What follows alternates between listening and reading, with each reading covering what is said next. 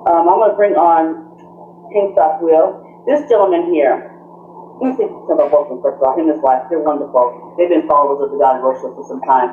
And what inspired me was his poem came across my page one day, and I was listening to it. I said, man, that's pretty good. So I got in touch with him, and he's a poem writer. And I took both his and post whatever you want on the page that, we're enjoying it and keep on. So they were doing that. And how I really, they made me so really special at one time. And then I went to California to do a pop locker ball, and I had the chance to go to Nipsey Hussle's monument and do a little show there. Well, they heard that I was up there, so they texted me. They said, "Hey, are you still up there?" But at that time, I was on my way out.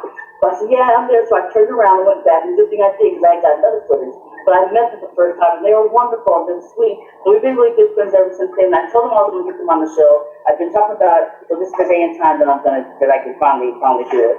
And we're going to go ahead and bring him up. He has a lot of poetry. I don't know if y'all have been listening or been watching on my page and hearing about him, hear his poem, but it's dynamite. It's dynamite.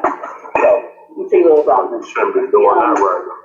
He traveled from Florida to Arizona, to California, to Las Vegas, him and his wife, and he's been battling a lot of stuff in his life. We always battle the haters, the disappointments, the dead end, demons, and everything, but he's been going forward with his faith, and he's going to pursue his dream. So he's going to come on right now, and he's going to talk about his poem. Okay? So, Cantstop, can you say something? Are you on? I think I'm on. How you doing? Can you hear me? Can you hear us? I can hear you. I can hear you. Okay, I can hear you. Okay, now I see myself. Okay, I can hear you. Yes, I can hear you here on my phone too. I really want to have my phone on. Oh yeah, hey Dave Glass, that's what I want to do. Yes, I can hear you, but not loud. Can you turn it up a little bit? Is it a little louder? Turn your volume up. Turn mine up? Yeah, I see you. Okay, can you turn your volume up? I got it at 100. Because it was us again. Can everybody else, can y'all hear him? Those that are watching, can you hear him? Okay. Anyway, we're just going to go ahead and go on, okay? You y'all can hear? Okay, Cantstop Will, how you doing? I told you I was going to get you on the platform. I told you I was going to put you on. I'm finally I appreciate that. I appreciate that. How you doing, Sharon? This isn't going to work because I can't hear. I don't know what I need to do. Okay. Say something. Can you hear me? Okay, now I hear it better. Okay, all right, so tell me about yourself. I already explained to people how you were traveling, how you were having some ups and downs in some of the places, and you decided to, I can hear you now. Can you hear me? Yes. Turn my phone on. Okay. Turn my phone on. Okay. I got to turn my phones on, okay, so I can't, okay, so they're off. Okay, well I can't hear him, to ask me questions. Okay. Say something. Say something, Will. I'm here. Yeah, turn up. That's better. Okay. All right. Here we go. We can start now. Okay. I don't see myself no more, though. Do you still see me? You don't see yourself no more, though? No. Okay. Neither do I. don't see no more, but okay, I see myself again. Do you see yourself now? Yeah, I do. Okay, good. Okay. Well, I can't see my people, so if y'all make comments, I'll have to respond a little later, okay? Until we get that situation where I can actually see y'all make comments and respond. But shout out to everybody that comes on the board. Okay, so Cantstop Will, I want you to tell us a little bit about yourself and why you were inspired and how you were inspired of this poetry writing that you do. All right. First off, I was born and raised in Detroit, the Motor City. And when I was in elementary school, we had a creative writing class. It was the first one I ever had. Matter of fact, it was middle school. It was like the beginning of middle school. And we had a creative writing class. And that's when poetry was first introduced to me. Can you still hear me? Yeah, I hear a little bit. It's very, I only hear me one side and very light. Maybe I need a better system or something. Yeah. Okay, well, keep going. Keep going for the viewers. Okay. Yeah, so I was saying, it's static. That's a little better. Tell them to put focus here a little bit. I got to be able to hear them. Keep going. Yeah, just keep talking. Just keep talking. All right, so I was just saying, I was introduced in middle school at Thomas Gist Academy. And at that school, they showed me the first format for, for laying down a poem. And I picked up on it, and I just ran with it, and everybody in class, they enjoyed my poetry. And I did like a talent show, and I won the talent show. Okay. And I just been going with it from there. I just been steady moving with it. That's good. Now in my teen years, well, my late teen years, I kind of fell off track, because I started, hanging out with the homeboys, getting drunk, getting high. So that took me way off the track. Yeah, but I moved to Florida from Detroit, in 2009. And I started to get my life together. I started to get my life back on track. I met my wife. And shortly after, well, I ain't going to say shortly after, but in 2018, I moved to Arizona. And something special happened where it's like God just made me right. I got up one day, I was going through a lot. And God basically showed me there's more than just, going and working for somebody. He showed me this gift I gave you. I want you to, push it to the fullest. Because in Florida, before I left, I was just chilling. Every once in a while, somebody would be like, hey, Will, I remember you used to write. Let me hear something. And, I would let them hear something. But I had no real drive behind, like, continuing. But when I moved to AZ, it's like God just cut a light bulb on. And I've written more at this point than I've ever written in my life. I got like over 200 poems on YouTube. I never wrote that much in my whole life, and I just been consistent. Yeah, the songs that you had on YouTube, it's pretty much almost the same poem that's in the book, or no, or if you have additional. I'm the things that you're hearing now are new. I'm making a volume 2. So everything I'm writing, everything I post now, that's going to volume 2. Everything in the book is those are older. But everything you keep seeing, these are going to volume 2. Right. Okay. That's good. That's how do you said through life. How do you inspire yourself like now? I mean, as you get older and you're going through different challenges and stuff, writing your poetry, that's a sense of a therapy to you, correct? Yeah, it's a form of therapy too. Okay. Do you ever think you might even maybe make some music from your poetry or sell your poetry? Because you got some good stuff in there. I wish you would play a few for us right now. We were unable to download it, but if you could play a couple so the viewers can hear, maybe 1 or 2 songs. Your top 3 songs. What are your top 3 songs that you? And I'm sure there's more on the poems or something, but your top 3, not songs, but poems. Your top 3 poems that really, really resonates with you, that you created, that you'll just, forever be your babies. I really don't have a top 3. I really don't got a top 3. A lot of the stuff that I've written between this year and last year has been the most powerful. It stood out the most in my life, but I really don't have like a top 3 I can pick. Okay. Why did you move from Florida? In Detroit, a lot was going on. I don't know if you heard much about Detroit, but it's, they can get off, they can get off the chain. And I just had a lot going on. In Florida?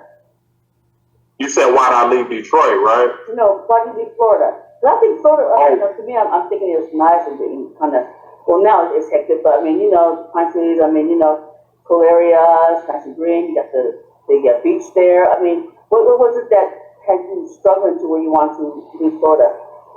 But what part of Florida was it? I lived in West Palm area. I lived in Lake Worth and I lived in Boynton. Those are like the areas I circulated between in Florida. Okay. Now, you went from Florida, you went to Arizona, correct? Yeah, I did.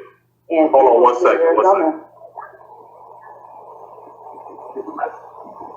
What did you like about Arizona? I'm gonna try to get hardwired in so I can get a better connection.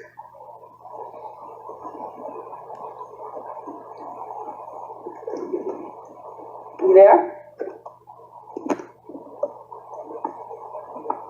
Can you hear us? You're gonna get hardwired in. Yeah, I'm here. Okay, I'm trying to get hardwired in. Maybe it'll be better when I hardwire. Okay, yeah. Like Brady, I'm really trying to hold on. I'm trying to watch the camera, but you gotta hold your head down. So I guess I think I can hear it better holding my head down, but but it's all right. It's okay. It's all right. I really enjoyed your book, and I was gonna go through a couple of pages, but I liked them all, you know. And some of you talked about how the demons were chasing you and how you had to fight them off and everything. And then there's another portion you talked about how the haters, how they were on you with that. And we know in this type of business, in this world, with anybody trying to come up, and I don't know if black people sometimes don't support other black people coming up, but you talk about how that was a struggle, but you got through it, And I don't know why that's what a lot of this is. People trying to come up. You do have the haters. You have the demons that can't make it, or you got to be under the influence or something, to be able to function. But the way you take your status that you've been through and how you balled up and put it into a poem, and I was reading, and I was like, can I say something? I'm sorry, I missed you for about 2 minutes, but now I'm in tight. I think I'm in good. But I heard you a little bit. You was talking about my demon experience, right? But we all have those things, the principalities that we fight with, the negativity. They can come in human form, and just, the Bible talks about how we really fight them.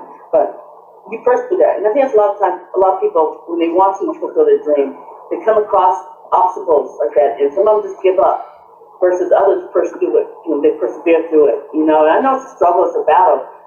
You got people who are, that have lost their loved ones, their family, or their child, or something. They're trying to get them back, but they fight out through their demons and whatnot, and you just gotta find a way to calm yourself down to where you can get back right to where you have that level to do what you gotta do.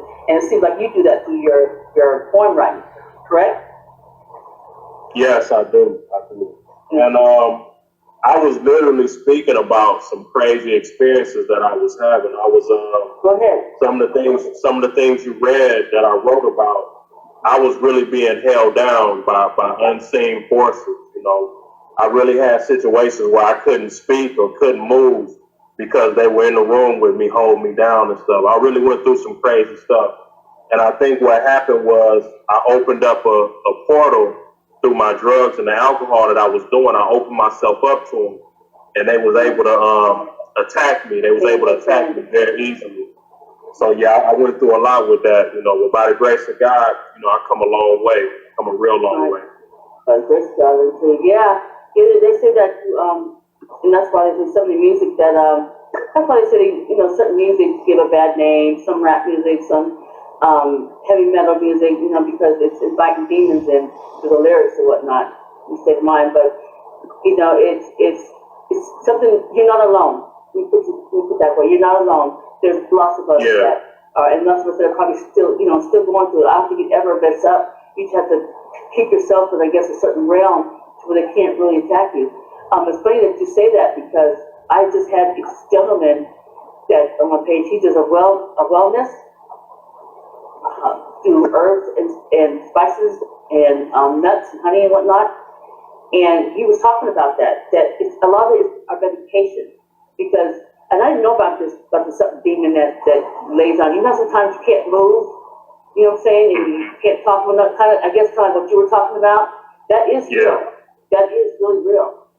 And a lot of people have dealt with it. Yeah, and so this gentleman was talking about it's a lot. All that happens through the medication that you take that the doctors prescribe. That's why I tell you about taking all this medication that the doctors give us because it's killing us. Number one. Number two, you can find everything that they make the medication with on this earth. I don't know how you can find it, but it's on here. Okay, God has put everything on here to make us well. Hope this isn't static. Hope this isn't static. I hear a little static. I hope it's not static. But anyways, yeah. So, were you married at the time when you were going through all this? When it started and it was really bad was through my teen years, through my teens and my early 20s. It still happened when I married my wife, but not as much. And the further time went on, it started to happen less and less. Right. Okay. Well, I thank you so much. You also talk about your mother. Right? You talk about your mother in the book as well. How she inspired you to something like a mother. How was she a beneficial in your life when you were going through all this? My mom has always been one of the biggest support factors ever, you know, especially before I met my wife. My mom has always, you know, been a prayer warrior for me, a comfort for me, one that keeps me on the right track, lets me know when I'm falling off. My mom has always been, you know, a big factor in my life, a huge factor. Yes. Was your dad around? Your dad wasn't around in your life, huh? My pops was in my life, but my pops was on the grimy side of the tracks. You know, I went through a lot of grimy things dealing with my pops. You know, I could go on. It'd be a whole nother interview, but I've sat in jail and you know, dealing with my pops. Okay. All right. So we're gonna just go ahead and I just want you to know that your poems are going to be heard. I'm hoping that they will purchase your book, okay? And that's part one, you said, right? You have a part two coming out, correct? That's what I'm working on. Yeah, I'm working on volume 2. Good. Okay, so when that gets out, let us know so we can, you know, order that too. I love y'all's book. I mistakenly grabbed your wife's book instead of yours. You know. That's okay. Please show them that. I push her book harder than I do mine because that's her whole life story, and she's been through a lot. Right. So I really push her book hard. She went through a lot of stuff, and you know, she found her way back to Jesus. You know, so her book, you know, is a must read. It's a must read. Okay. All right. Well, I'm gonna go ahead and let you go. Okay. Thank you so much for coming on the line and talking about your book and your struggles and what you went through. And y'all can purchase front of his stories. I mean, he's got a bunch of poems in there. I was going to read them, but I'm going to let y'all go ahead and purchase his book and go ahead and read the poems. It's very inspirational, especially a lot of children who have gone through like what you've gone through from one place to another. You know, it's hard to find a place to live, you know, trying to raise a family and whatnot, and being turned down from jobs and whatnot, but still pursue your dream, okay? All right, Cantstop, we'll let you go, okay? All right, I appreciate that. All right, talk to you later. God bless. All right, God bless you too. Okay, that was good. Okay, so I'm gonna elaborate. Yeah, he's been through a lot. He's been through a lot, just like a lot of people.